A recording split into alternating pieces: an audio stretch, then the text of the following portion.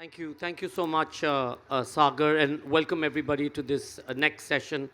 I've been fascinated with ancient history. I used to hate history in school, by the way, just for the record. But I used to love reading history, not necessarily my history textbooks, but reading history. And more recently, some years ago, maybe 10 odd years ago or whatever, I discovered first Brian Catlos's book on Spain, uh, Unholy Kings and Infidel, no, uh, Unholy Emperors and Infidel Warriors, or some such, which gives you basically the history of Spain. And to me, it was more fascinating because I thought Spain was in its entirety forever a Christian country. A little knowing that Spain became a Christian country primarily because they completely massacred, the Muslim and pushed back on the Islamic kingdoms and the Jewish kingdoms, and therefore then became Catholic Spain.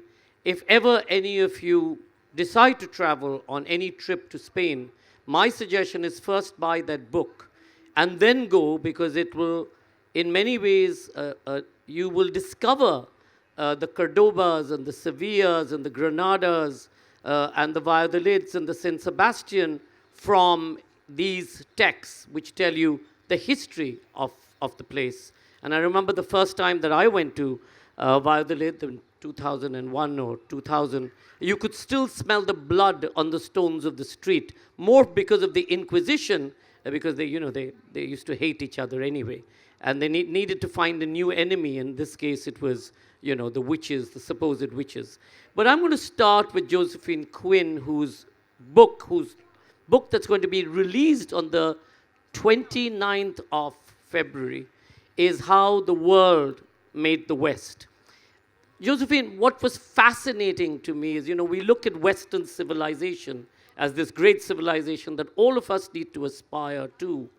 But what you've begun by saying is that, what is this Western civilization and where did it come from? And in many ways, the ancients, and they included Greece and Roman civilization into it in this really interesting way. But what was interesting is in the Greek narrative, of course, many of you will know, much of Plato's time was how do you seduce young boys, and that was pretty much part of their philosophy. And I'm not sure out of boarding school in London if that still is what Western philosophy is about. I went to a comprehensive school, so I couldn't comment on that.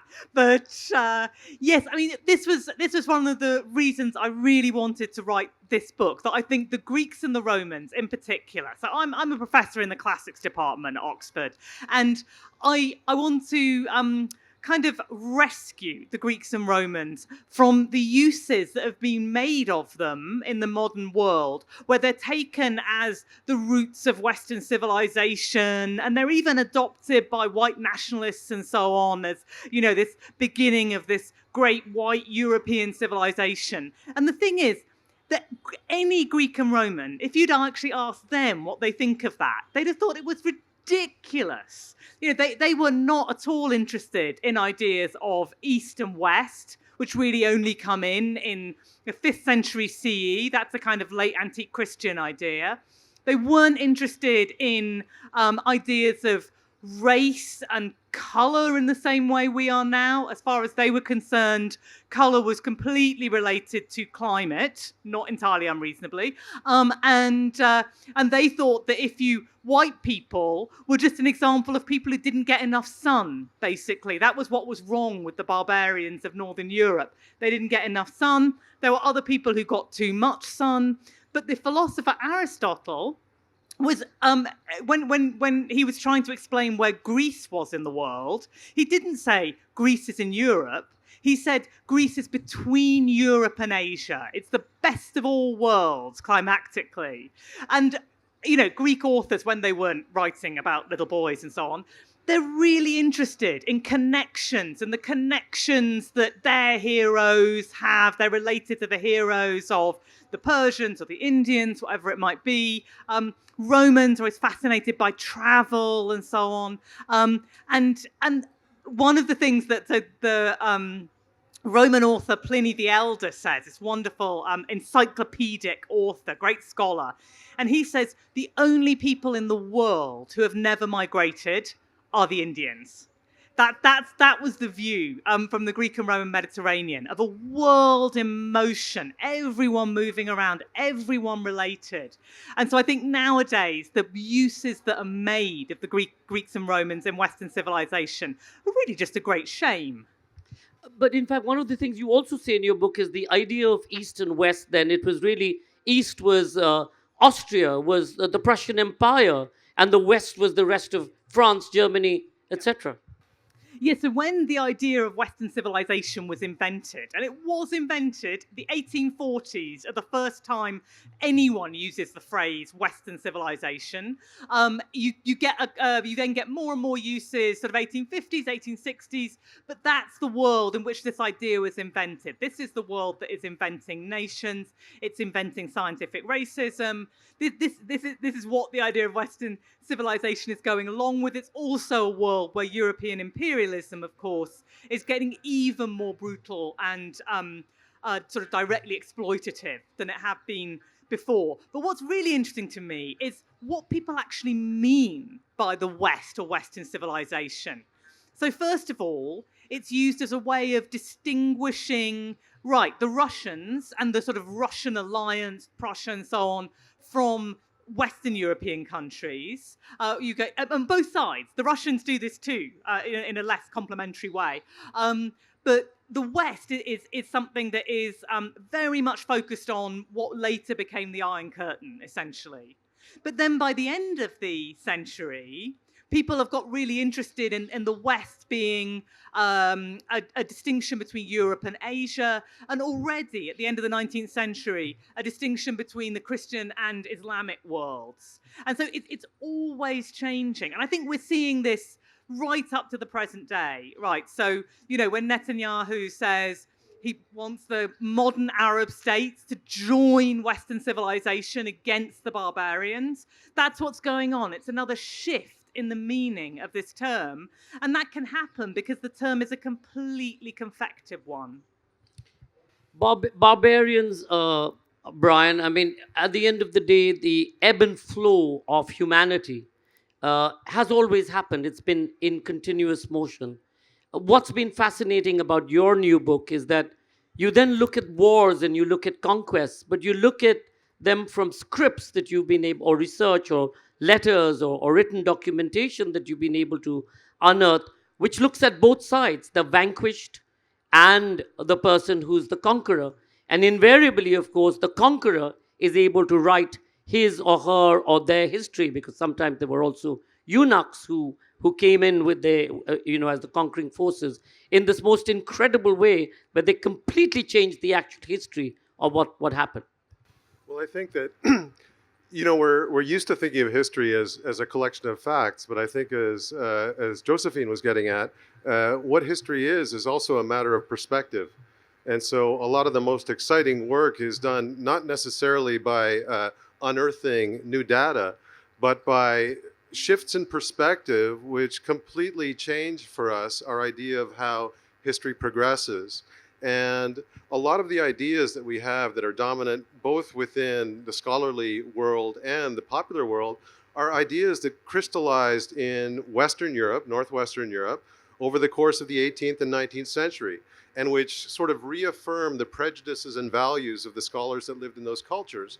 And we've assimilated those and adopted those, and we've taken them to represent a sort of objective reality when it's just not the case. So I think it's really interesting when Josephine goes back to look at the classical period, or when people that I work with are looking at the medieval period. All it takes is a subtle shift in perspective, and taking into account these perspectives from different sides of the story, and it changes completely the way that you think about these events. We're used to compartmentalizing cultures, imagining them as being these sort of units that interact with each other, like balls bouncing off each other or something, when in actual fact, cultures are amorphous, they're continually changing, and they're growing and developing as a consequence of their contact with other cultures. And so this affects the way that we think of something like the West. The West is not this creation of Europe, but it's this creation of this broader world, which involves not only Europe, but also North Africa and West Asia, and even stretches out into South Asia. And again, one of the things, I mean, what was again fascinating is that you were able to unearth documentation from both sides. I mean, how difficult was that to do? Because you've looked at a war from a particular perspective of the conqueror's perspective, but then you also then write up, a translation of the story from the other side. Well, I mean, this is the thing. It's not hard at all, but people don't do it. Because if they start out with a certain perspective and assume that one perspective has more value or is the dominant voice in the story, then they're simply not going to incorporate those other perspectives. And so a lot of the work of writing new histories is simply looking at the evidence and trying to dispense with your own prejudices and constructing a narrative based on material that's out there. It's not new stuff. It's just a matter of putting it together in a way that doesn't reflect these biases that have developed over the last 200 years. Josephine, you have argued that much of what made the West in many ways was through the travelers, through all of the knowledge and information that came from the travelers, whether it was from what we now know as Turkey or from Morocco, and who borrowed it from the Arabs, who borrowed it from the Indians. So there's been this whole vast churning, and this exchange of ideas really is what, in many ways, made the West seem what it is. Yes, I think that's right. But I would say that some of these travels and journeys are for quite negative reasons. Like, I really like concentrating on the traders and the pilgrims and those sorts of people who are traveling and talking to people. And it's all really, things that are conducted in a kind of non-violent way. But I would say that soldiers are travelers as well. And there's an awful lot of the kind of backstory to what in the end becomes Western civilization that is about soldiers on the move and armies on the move, encountering new technologies and incorporating them not because they're sort of just wonderful and attractive and interesting, but because they help you kill people faster. And so there's a sort of negative and a positive side to it. But I do think that fundamentally we have to think of history in terms not of peoples, but of people and the connections that people make with different ideas, sometimes uncomfortable, but new and different ideas. It's the only way that things ever change. Brian, the fastest developing thing was really about how can you torture a person in the best possible torturing way and inflict more pain and kill more people. That seems to be something that's traveled really well. Well, I think it's, a universal... And continues to, as we can see in Palestine and Israel today. Well, there are certain universal, it seems, human impulses. And the impulse to conquer and dominate seems to be one of those. But I think we also have a tendency, because warfare is sort of, it's a glamorous and dramatic part of history. And warfare is really important. As Josephine was pointing out, soldiers play a role in disseminating culture. Conquest as well plays a role in disseminating culture. You can see that in the history of India and South Asia quite clearly, right? And so it has positive effects, as it were. But I think we have to be aware that a lot of the most important stuff that happens in history is actually less dramatic and kind of boring, because it happens when people settle down and start talking to each other. And they have to interact with each other. They have to find ways to communicate because they need things from each other, right? We have this idea that cultures and societies can be pure, and that somehow this is the path to greater advancement and greater prosperity, when in fact it's the opposite. I think if we look across the broad canvas of human history, the societies that we would qualify as succeeding or being sophisticated are precisely those societies that come into contact openly with other cultures and absorb their knowledge and integrate it. This is something that sets human beings apart, I think, from any other organism.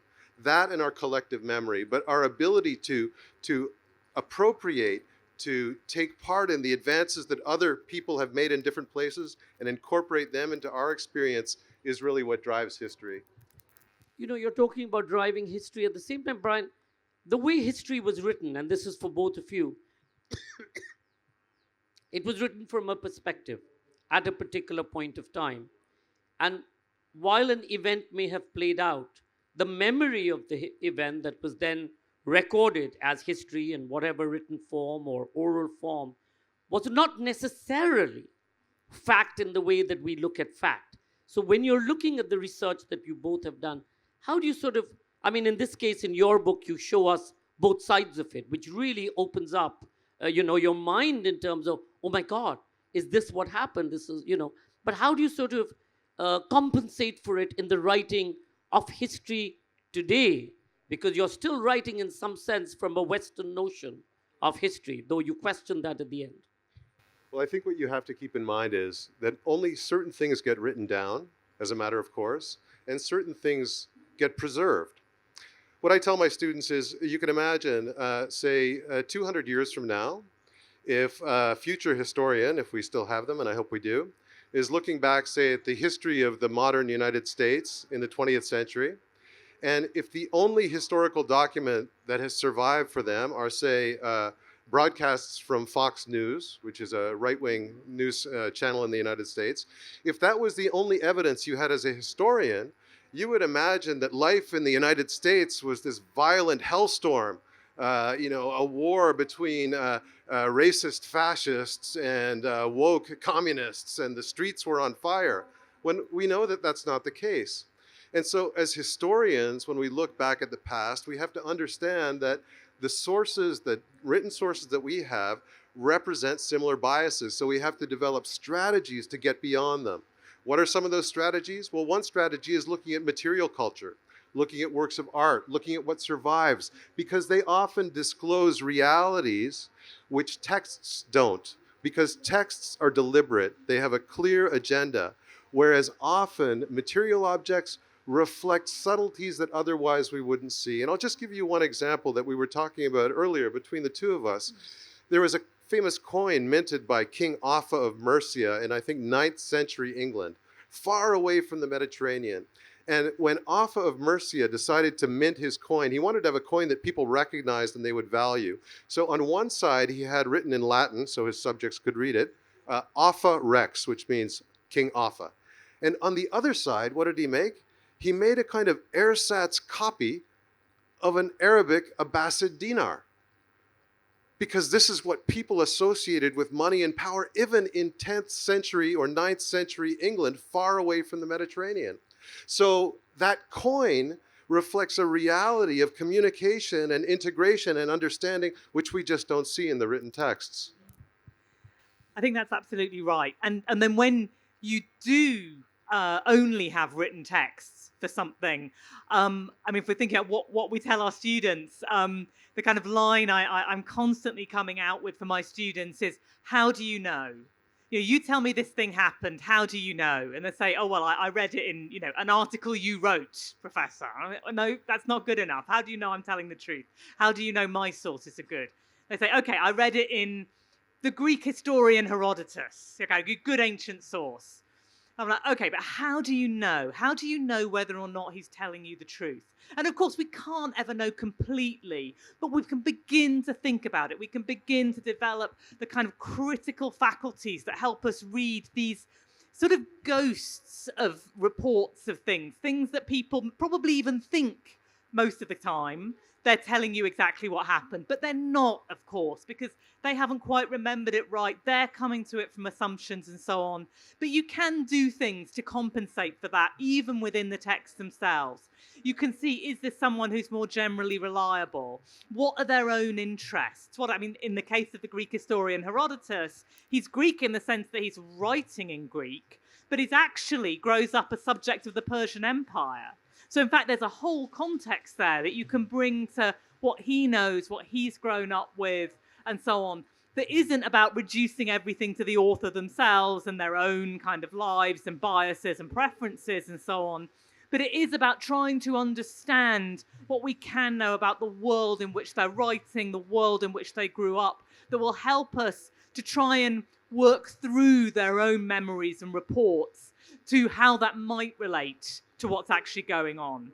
And then, of course, even if something is entirely incorrect in a factual way, it's still telling us something interesting that someone could say that was an available thought, and usually if it survived to us, one that quite a lot of other people were interested in as well. And that's also a fact. So going back to what Sanjoy was saying, you know, if every text has a bias built into it, inevitably, the way to get as close as you can to the historical truth is by adopting as many perspectives from different sources as possible. Different textual sources, different genres of text, material objects, archaeological remains, and so on and so forth. And to a great extent, going back to what we opened with, part of the problem of history, the way it's developed as a discipline and as a perspective until recently, is that we've privileged a certain perspective, right? At the cost of absolutely dismissing and ignoring those other perspectives that have been considered inferior or marginal or not valuable. So one of the things that I think is really exciting about what's happening in the world of history today is all of the corners, all of the little gray areas that are being filled in, all of these things that people thought were of no consequence. 100 years ago, people didn't study the history of women, for example, or the history of poor people or peasants. And now we understand that you can't understand the reality of a society unless you study it in its totality. Josephine, again, what was really interesting for me is the whole aspect of Western civilization being articulated in a particular way. The ancients, for example, painted their way through caves and created wonderful seals, which we haven't been able to interpret, whether it's here in Mohenjo-daro in India or other places. Of course, the Egyptian, the script was able to be cracked, so you got much more of a sense. Would you say that Western articulation, therefore, because Martin Puchner in his book, The History of World Literature, mostly dismisses India and all of Indian writing because it was an oral tradition as opposed to a written script till much later, whereas the Vedas, etc., were passed on orally, but they were very structured and whereas Western civilization looked at this articulation in a way that was different. And yet you argue that in the Bronze Age, everybody went from literacy in some way. It completely disappeared for a while and then came back during, the great industrial revolution. That's right. I mean, one of the things that's so strange about a perspective that dismisses Indian and other traditions that are based on oral transmission is that, of course, that's how Homer was transmitted for centuries, maybe a millennium. This, what's often seen as a foundational text in the Western tradition, absolutely came out of oral storytelling over a very long period and wasn't written down fully until the middle of the first millennium BCE, but the stories involved in it, the story itself, have been told for a long time before that. But this is one of the interesting things about the loss in inverted commas of literacy, that in the Bronze Age, in Bronze Age Greece, so second millennium BCE, there is writing. It's not used for literature. Homer is never written down in it, but it is used for accounting and that kind of thing, some certain kind of short religious texts and that sort of thing.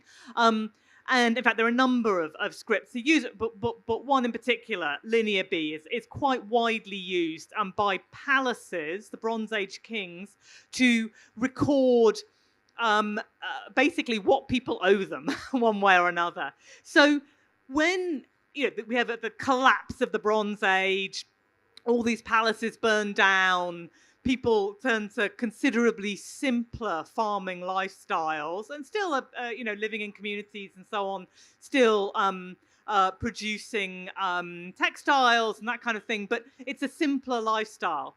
And they don't have literacy at that point. People stop using Linear B, and they don't start using anything else for centuries. And I think the question is this just chance, or because they became a bit more stupid or something? Or is this actually a choice to reject this accounting system, essentially this way of controlling people, and in fact privilege the oral tradition in which you can communicate just as much, but it's harder to control other people? I would just add two things. And one is that we have to be careful about drawing too strict a line between written and oral literature as well. I mean, we really live for the last 100 or 150 years in an exceptional period where there is absolutely widespread literacy. But historically, looking back at periods in which literature was written down, most people still heard that literature recited to them.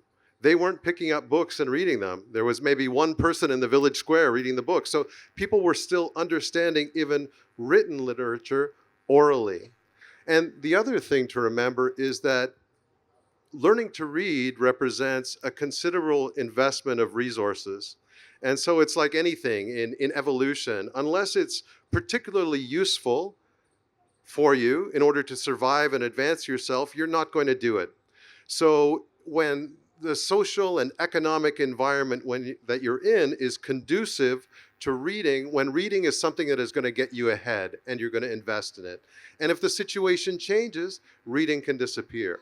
Now, this is important for us because I think that reading has become an important part of our social and political life. Because today we use reading in a way to keep our political culture in check. This is a way that we examine ideas critically and can respond to them. And I think this is something which is a relatively recent development, but an important one. But isn't it that, knowledge, every culture has been frightened about knowledge and about the democratization of knowledge and the access. So whether it was in South Africa where they taxed the books really heavily, for some reason it continues to be so, or the Brahmins in India, for example, hung on to the scriptures and said, we and only we can be the route to God in many ways. And similarly, the writing and the telling of stories by the historians who travel, they sort of hung on to their... One of the most interesting things I found in recent times was that when, what's it called, Doha invested in a library with 1 million books, to me it was like, wow, it's a Middle Eastern kingdom, Qatar, which is investing in knowledge, which ultimately may well lead to democracy. Has that been one of the problems? I mean, power and control of education and knowledge? Well, I think you always have to keep power in mind. And power impacts literature and writing in two ways. One, limiting access to writing can be a strategy for maintaining power, right? So priestly elites often had complicated written languages precisely because they wanted to maintain a monopoly over this knowledge and the power that they could exercise through that knowledge. Then another idea of power and written knowledge developed. And this, I think, began in Persia, the idea that by understanding the world, the ruler gained power. So the idea was you would establish a library in which all of the knowledge of the world could be gathered and could be put at your disposal. So power is always part of the equation, but it's a sword that cuts both ways, I think. The church felt challenged when you could start copying the Bible, and then you made the printing press, the Gutenberg printing press, and then you made that accessible to everybody. And Rome was not a happy bunny at all. But even much more recently, I think I just read Peter Brown, the great late antique, sort of early medieval historian, his memoir. It's a wonderful book. But one of the things that he talks about is what an extraordinary difference the invention of the photocopier made. That suddenly you could actually photocopy texts and hand them out to your students. If you wrote a book, you didn't just have the book and the 2 carbon copies and so on. And I think that it's interesting that the invention of the photocopier actually came along with a huge increase just in the number of universities and the number of people going into higher education in a lot of countries. And I think that that's a more recent example of somewhere just the physical access, not even literacy, but the physical access to the product of literacy was suddenly made much cheaper, and therefore people were able to kind of use it a lot more than they have been. Well, I think if you want to understand the anxieties that for example, the translated Bible or the printing press excited among certain sectors of European Christian society, look at the way that the internet has generated anxieties in our own society, right? The printing press and the internet are two similar things. They have the capacity to distribute information on a massive scale, which can be a good thing for the people in power, but they also have the ability to very rapidly disseminate dangerous information. So India is the capital of false news, by the way, number one, as per the more recent research. right. Well, the thing is, before the printing press, right, there were heretics, and you might have a heretic in the corner of the village, preaching away, whatever doctrine the church found offensive, and there would maybe be 30 or 40 people listening to him, and that's as far as his message would get. But suddenly, with the printing press, that heretical idea can be printed on pamphlets and distributed all over the world, and you can get a sort of a critical mass of heretics that really pose a threat to whatever structure of power there is. And this is precisely what happens with the internet, right? All of these lunatic ideas, these violent ideas, which ordinarily would percolate in the mind of one person, these people can suddenly connect, and it can lead to an explosion. And we've seen that in many countries. Given that society has been enriched by really the travel and the exchange of ideas, what was the Trumpian moment where it then became all whites, this is, we're superior and this is only for us, and we're now going to cut away and leave aside anybody who's not white and therefore supreme, and all that information is now ours. We originated it. We will continue to sort of trumpet from the towers, etc. Was there sort of one moment, or was that a gradual process? Well, I'll tell you what I think, and then Brian can tell you what he thinks. So I think it's a really gradual process. I think that there's a point in the 19th century when we've got there. And in my book, I associate this with the idea of this plural civilizations being talked about for the first time. And that's also when you begin to get this very stark idea of difference.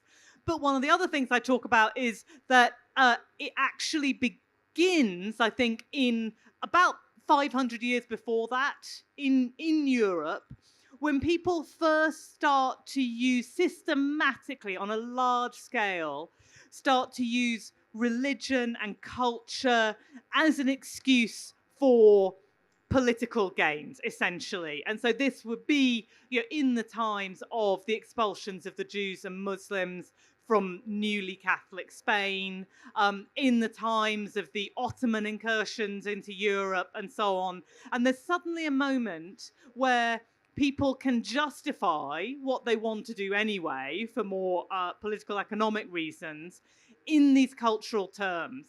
And I think that has actually been even before that in Europe. That has actually been growing up. There's been the Christianization of Europe itself over the kind of period from the first half of the second millennium has the Christianization of sort of Eastern Europe and so on, and Northern Europe is part of this story. But it really, I think, begins to come into its maturity with the kind of age of exploration, age of discovery, so-called, when people can take methods that they've been trying out in Europe of kind of cultural segregation, civilizational thinking at an early stage, and actually then apply them in West Africa, in the Americas, and so on, coming as far as India. Yeah, I would go a little bit further even and say one of the shifts that happens in the period that Josephine is talking about, one of the signals of the end of the Middle Ages is a change in the conception of how religion works. Previously, religion was conceived to be a sort of matter of conscience. Right? One could convert from one religion to another. Well, you had to convert to the right religion, otherwise you might get your head cut off, but it doesn't matter. But after a certain point, after about the year 1500, conversion was no longer enough. There was an idea that somehow, physically, you were a member of that original religion. And this too is tied to power and politics. And what happened in Spain is very interesting. So starting in the late Middle Ages, there was a conscious effort on the part of Christian society to convert its Jewish minority, right? And this took various forms, including occasional violence, including preaching, including incentives, and so on and so forth. what happens? Most of the Jews of Spain end up converting to Christianity, right? The rest are made to leave, right? But that doesn't solve the problem. Why? Because once these people had converted from Judaism to Christianity, you had to treat them as equals. So now you had to manufacture a new reason to exclude them, otherwise you diluted your own power. So this is where the idea of race comes in as an exclusionary category, right? So it's kind of like what is happening now, I think, in the United States, okay? In the United States, until the late 60s, about 1967, right, there were racial laws in place which limited the rights of African Americans. With the Civil Rights Act, that was removed, right? Wonderful, everyone's equal. But no, not wonderful, because that means we've lost our privilege. And therefore, we have to invent new categories in order to justify the maintenance of our privilege and the marginalization of these people. So again, you can never disconnect power from these processes. I'm going to open that up for questions, so get your questions ready. But very quickly, Josephine, you end your book saying that we need to relook at what this idea of Western civilization is, because obviously it sits uncomfortably. And like Brian talks about, one of the things is that, people have always used religion as land grab. It's always been about land grab. Everything else is incidental, and it's about plunder and scorched earth, a policy, and it continues to be in every sense of the word. And it's amazing because I forget in whose book, there's this general who goes out, sort of conquers Africa, and then he's called back and he's told, you've been a bad puppy, because actually in all of this time, you may have converted to Christianity, I think, but you're actually deep down inside Islam. So now you have to forfeit your lands and everything that you've conquered, give it back to me, and I'm going to cut your head off, which they continue to do. And we'll talk about that a little, but can you just sort of end with, before we open it up, in terms of, so what's new? How do you see this, the new writing, and how do we relook at Western civilization, especially now, which is opposed in many ways, north-north and south-south and the western-east? I think we just have to stop looking at civilizations and stop looking at cardinal directions as somehow ideological concepts. I think if we can get rid of that layer of ideological thinking, go back only as far as the 18th century, and think in a much broader way, then we can deal with the questions that are facing us today in their own terms, in the actual detail they deserve, rather than trying to fit them into this pretty tired paradigm. I would just add that we have to, it's imperative when we're doing history or any kind of intellectual work to use categories. Categories of analysis are necessary in order to carry out our work. But what we have to be careful of is not to reify these, not to imagine that they're concrete or exclusive. So Europe is a perfectly good framework. The West is a perfectly good framework. India is a perfectly good framework for studying lots of historical questions, but they're not the only frameworks, right? So by shifting our perspectives and by understanding that any perspective that we take or any category we make is only tentative and only serves certain particular questions that we're trying to answer, this is how we get to a more complex and fruitful understanding of the world around us and how it works. World around us and how it works. So the question, we'll take it in sort of bunches. So I'll first do this and then I'll come to that side. So the boy in the black, the lady in the blue t-shirt in the front, and the gentleman in the white t-shirt at the back, and then we'll come to the left. Yeah. Keep it short. The classic work by Fernand Braudel on Mediterranean is usually criticized. 1 second. Sorry, can you get the monitors a little bit louder? We can't hear anything on stage. The classic work by Fernand Braudel on Mediterranean has been quite criticized for too deterministic on the geographic term. So how do your work somewhat shift that particular perspective, or you somewhat focus on the human control as well?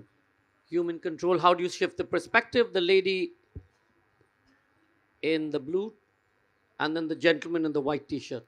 Hello, Josephine. I'm really excited. Just close, hold it close. We can't I'm hear. really excited to read your book. I am an IR student, and I was really interested in post-colonialism. So, there is a very big East and West dichotomy when you study post-colonialism.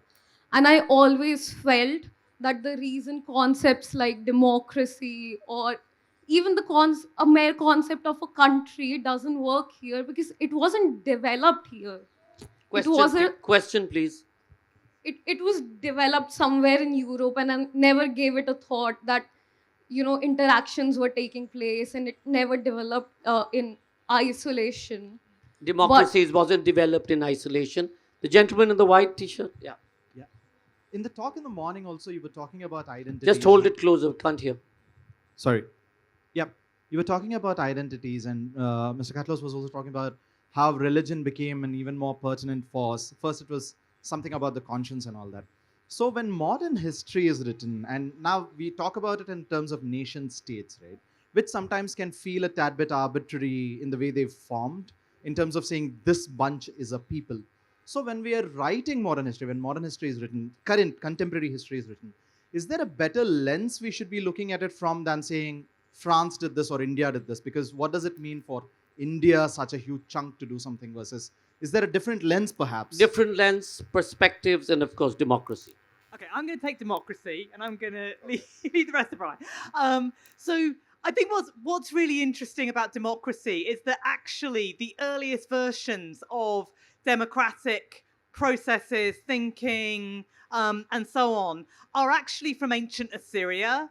So if we want to say that things that have to kind of stay where they're first developed, then democracy is only available to the ancient Assyrians. I want to be a bit more optimistic than that and say that without assuming that any particular political system is going to be the best in general or will work particularly anywhere, I think that we have all of them available to us. And we should actually be pretty open to understanding the variety of ways that people have organized themselves more or less successfully politically in the past, and the number of different ways that they've allowed more people or fewer people to take part in political decision making, and actually choose the ones that we think will work best for us in the future without worrying too much about where they've worked in the past. So I'll start with Braudel and environmental determinism. Environment is clearly a crucial factor in the way that human societies develop, right? So you can't ignore it, but it's not everything, right? This is the mistake, and this is why I hate the word determinism, right? What I would suggest is much more recently than Braudel, Peregrine Horton and Nicholas Purcell wrote a book called The Corrupting Sea, which takes an approach to an environmental history, which is much more subtle. And it sort of shows you how the environment of the Mediterranean sort of set the conditions for the type of human interactions that proved to be so dynamic and so innovative and so revolutionary.